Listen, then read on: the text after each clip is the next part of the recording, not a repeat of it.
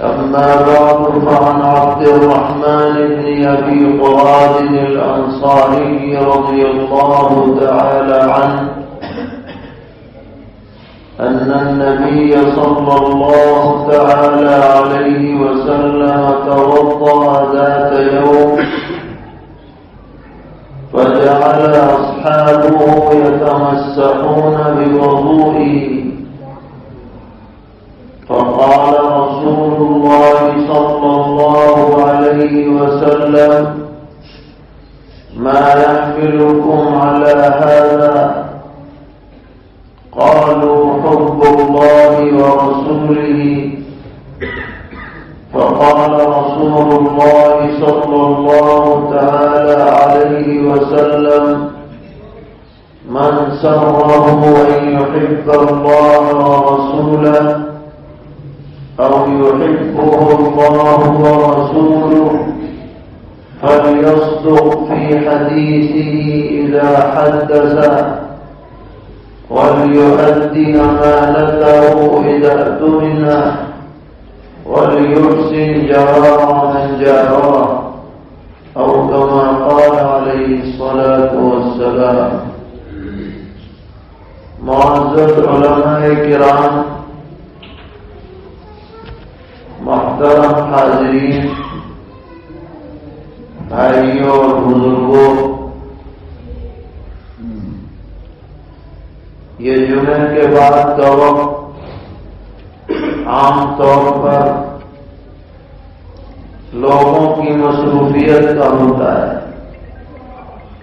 اور لوگ نماز کے بعد جلد ہی اپنے گھر یا اپنے دیگر مشاغل میں جانا چاہتے ہیں۔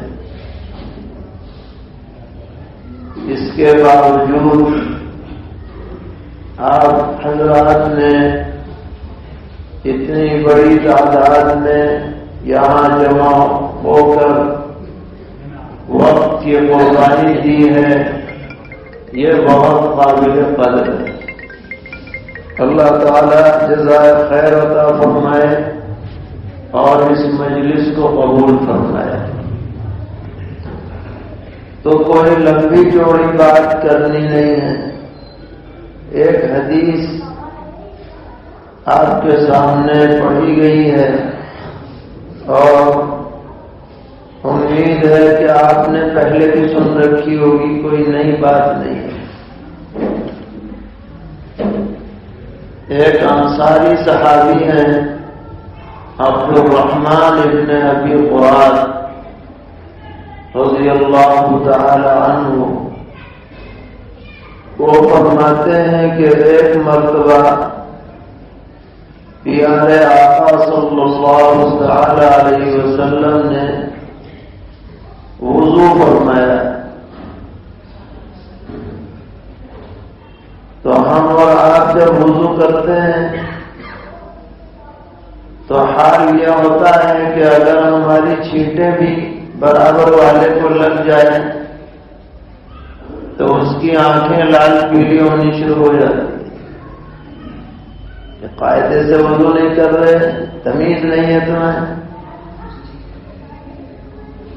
اور خدا نہ کرے اگر ہمارا تھوک یا بلغم کسی کو لگ جائے تو پھر تو بھائی مار پیٹ تک کی نوبت آ جائے۔ ہے ایسی بات یا نہیں؟ لیکن حضرات صحابہ کرام رضی اللہ تعالی عنہم کا پیغمبر علیہ السلام سے عجیب و غریب تعلق رہا کہ جب آپ لعاب دہن اپنے مبارک دہن سے نکالتے تھے تو قریب میں جو بھی صحابی موجود ہوتے ان کی یہ خواہش ہوتی تھی کہ وہ میرے ہاتھ پر لگے اور میں اسے چہرے پہ لگا لوں، سینے پہ لگا لوں۔ یہ بڑی بابرکت نعمت اسے سمجھا جاتا ہے۔ اور آپ جب وضو فرماتے تھے تو آس پاس کے صحابہ منتظر رہتے تھے کہ آپ کے بدن اقدس سے مس ہو کر جو پانی گرے وہ زمین پر گرنے سے پہلے ہمارے ہاتھوں پہ گرے۔ یہ بڑا بابرکت پانی ہے، اور ہم اسے اپنے چہرے پہ لگائیں، اپنے سینے پہ لگائیں، اور جس کو یہ موقع نہ ملے وہ اپنے ساتھی کا تر ہاتھ ہی لگا کے تری حاصل کرے، برکت حاصل کرے۔ یہ کمال محبت اور کمال عشق کی دلیل ہے۔ چنانچہ فرماتے ہیں کہ آپ وضو فرمانے لگے تو فجعل اصحابہ یتمسحون بوضوئہ، تو صحابہ کرام رضی اللہ تعالی عنہم وضو کے پانی کو اپنے ہاتھوں میں لینے لگے۔ اب ہم جیسا کوئی آدمی ہو تو بڑا خوش ہو جائے کہ واہ بڑے عقیدت مند لوگ ہیں، پھول کے کپا بن جائے، اپنے کو بڑا پیر سمجھنے لگے اور بڑی ان کی جو ہے تعریف کرے کہ تم نے بڑا اچھا کام کیا۔ ایسے ہی کرتے رہو، لگے رہو۔ چنانچہ آج بھی بہت سے پیروں کا یہی معاملہ ہے کہ جب تک آگے چوما چاٹی نہ کرے سمجھتے ہی نہیں کہ یہ مرید ہے۔ لازم ہے ان کے یہاں یہ چیز ہے، اس کو انہوں نے علامت بنا رکھا ہے، اور جو نہ کرے اسے بہت گرا سمجھتے ہیں کہ اس نے ہماری کوئی تعظیم نہیں کی۔ مگر سرور عالم صلی اللہ تعالی علیہ وسلم کو اللہ تعالی نے معلم بنا کر کے بھیجا ہے۔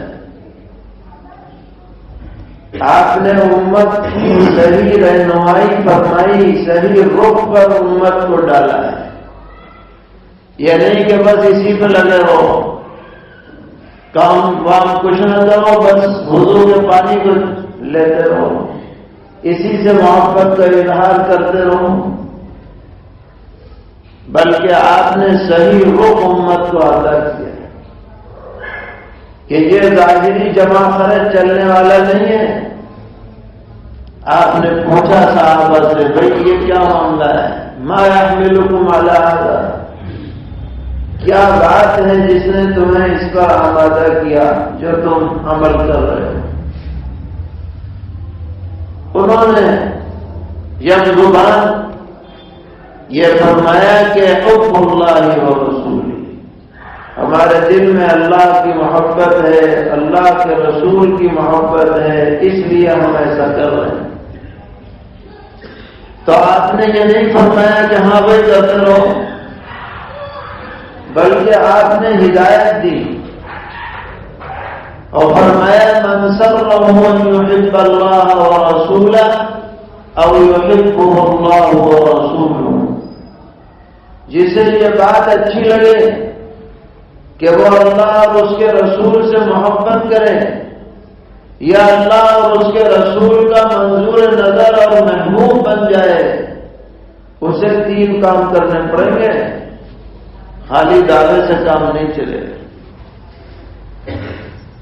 فرمایا فَلْيَصْدُقْ بِحَدِيثِهِ إِذَا حَدَّثَ، پہلا کام یہ ہے کہ جب بھی بات کرے تو سچی بات کرے، جھوٹ زبان سے نہ نکالے۔ اگر جھوٹ کا عادی ہے اور جھوٹ بولتا ہے اور ساتھ میں اپنے کو عاشق رسول بھی کہتا ہے تو اللہ کے ہاں یہ دعویٰ معتبر نہیں ہے۔ سچائی ضروری ہے۔ سرور عالم صلی اللہ تعالی علیہ وسلم نے فرمایا کہ مومن کی طبیعت کبھی بھی جھوٹ اور خیانت پر آمادہ نہیں ہو سکتی، یعنی ایمان کا تقاضا یہ ہے کہ آدمی نہ تو کوئی بات زبان سے جھوٹی نکالے بالقصد بالارادہ، اور نہ کسی بھی معاملے میں خیانت کا مرتکب ہو، اس کا ایمان ایسا ہونا چاہیے کہ ان باتوں سے اسے روک دے۔ تو فرمایا کہ تمہیں دعویٰ ہے کہ تم اللہ اور اس کے رسول سے محبت کرتے ہو، پہلی بات یہ ہے کہ زبان سے سچی بات کہنے کی عادت ڈالو، چاہے کوئی بھی معاملہ ہو، چاہے ظاہری اعتبار سے کتنا ہی نقصان برداشت کرنا پڑ جائے، لیکن آج بھی سچائی پر قائم رہے۔ مثل مشہور ہے اردو کی کہ سچائی کی دیوار ہمیشہ قائم رہتی ہے اور جھوٹ کی دیوار آج نہیں تو کل گر ہی جاتی ہے۔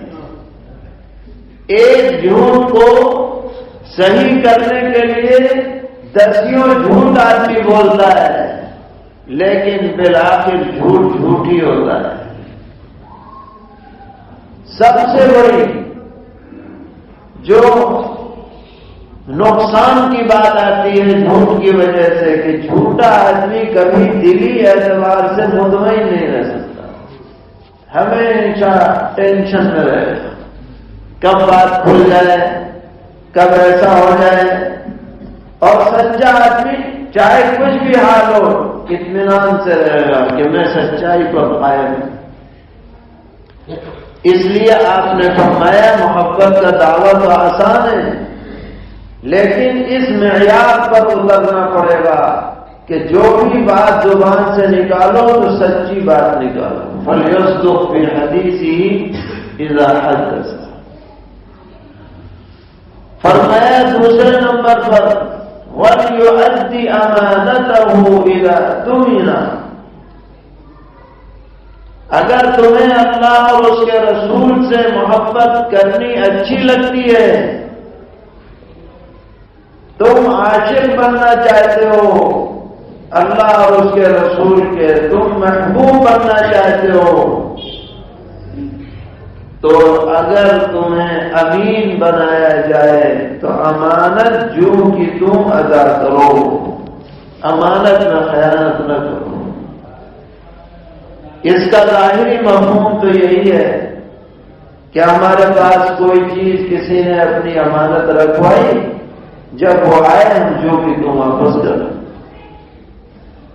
یہ تو بالکل ظاہر ہے، لیکن اس کے معنی میں بڑی وسعت ہے۔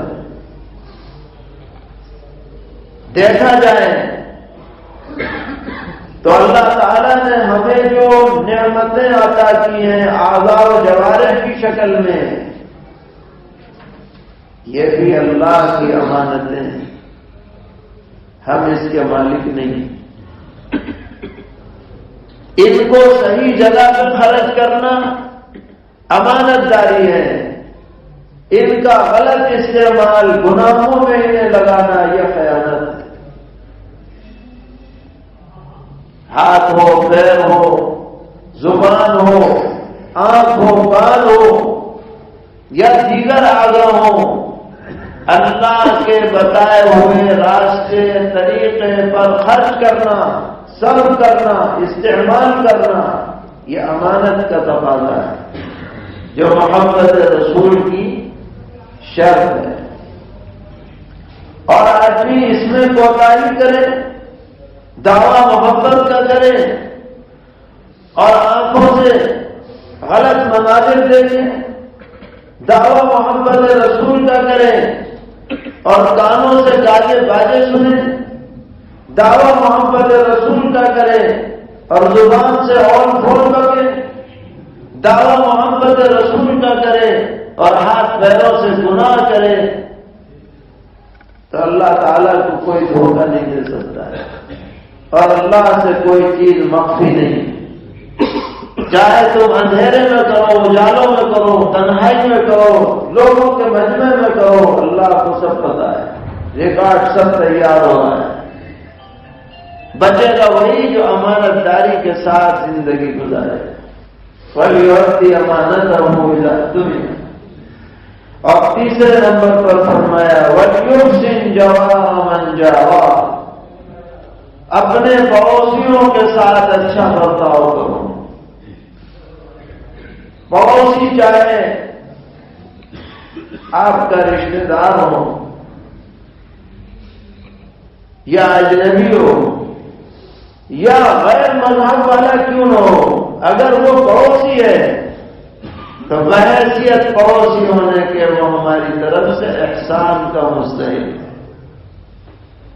سرور عالم حضرت محمد مصطفیٰ صلی اللہ تعالی علیہ وسلم نے ارشاد فرمایا کہ حضرت جبرائیل علیہ السلام میرے پاس آ کر بار بار تاکید فرماتے تھے، پڑوسی کا حق، پڑوسی کا حق، پڑوسی کا حق. میں سمجھتا تھا کہ اب جب تشریف لائیں گے تو یہ حکم لے کے آئیں گے کہ پڑوسی بھی وراثت میں حقدار ہے. اتنا اہتمام رہا. اگر ہم اپنے پڑوسیوں کے ساتھ اچھا برتاؤ کریں گے تو ایک بہترین معاشرہ بنے گا، پرسکون زندگی ہمیں نصیب ہوگی. ہر پڑوسی اپنے پڑوسی کے ساتھ اچھا برتاؤ کرتا رہے تو دنیا سے رگڑے جھگڑے ختم ہو جائیں، محبتیں عام ہو جائیں. لیکن افسوس کی بات ہے کہ آج دوسروں سے تو پیگیں بڑھائی جاتی ہیں، پڑوسی سے آستینیں چڑھائی جاتی ہیں. ذرا ذرا سی بات پہ پر نالا یہاں سے نکلے گا، نالی یہاں سے نکلے گی، راستہ ادھر کو نکلے گا، اسی میں مقدمہ بازیاں چل رہی.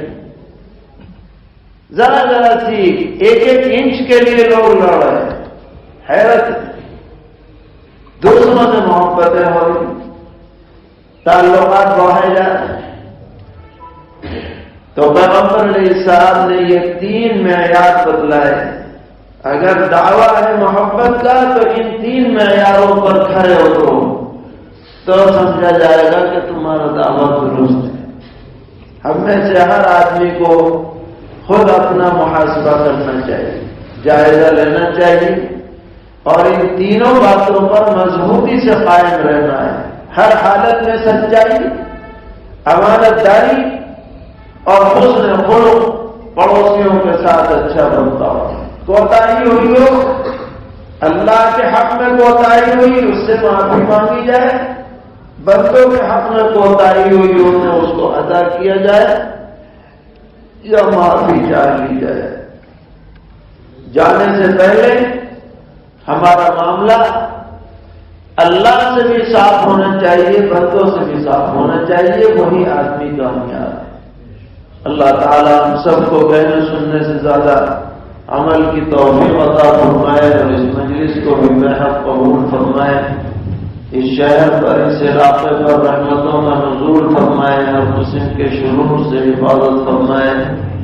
عافیت والی زندگی نصیب فرمائے. وصلی اللہ تعالی علی خیر خلقہ محمد وآلہ وصحبہ اجمعین برحمتک یا ارحم الراحمین.